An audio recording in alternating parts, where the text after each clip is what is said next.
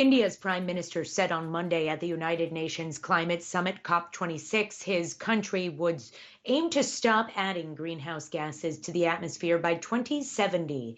That pledge would come decades after the United States and at least 10 years later than China. Narendra Modi announced the target Monday at the summit in Glasgow, Scotland.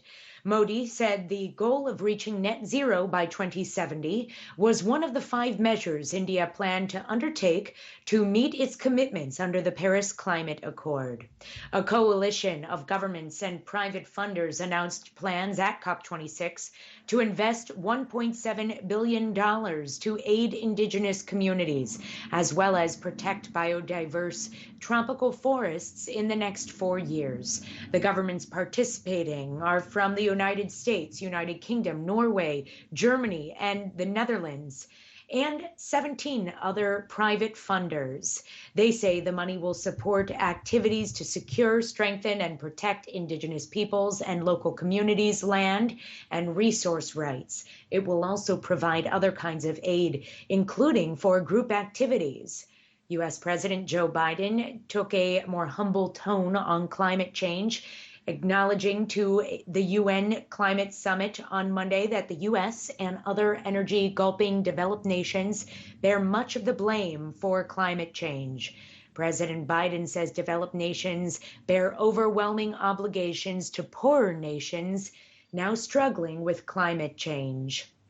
UN Secretary General Antonio Guterres calls it a global shame as the world marks 5 million dead due to COVID-19. The White House COVID-19 response team said Monday it is anticipating final approval of the Pfizer-BioNTech vaccine for children by the U.S. Centers for Disease Control and Prevention. It is prepared to administer the first vaccines to U.S. children ages 5 through 11 later this week. The U.S. Food and Drug Administration gave emergency approval for the distribution of the children's doses of the Pfizer COVID-19 vaccine last Friday. The CDC's advisory committee will consider the children's doses of the vaccine for approval on Tuesday. Witnesses and officials say at least 3 people are dead and dozens more missing after the collapse of a 21-story apartment building under construction in Lagos, Nigeria's largest city. The AP citing a construction worker who estimated that about 100 people were working at the site when the building collapsed.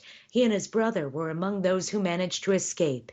It's not immediately known what caused the high rise to collapse, but such incidents are often attributed to poor construction work by private developers.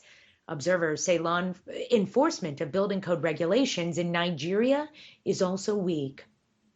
The U.S. state of West Virginia Senator Joe Manchin is wavering over support of President Biden's $1.7 trillion policy package. Other Democrats wanted a signal from Manchin that he will support President Biden's bigger package. Instead, Manchin says it's time to vote on a nearly $1 trillion bipartisan infrastructure bill.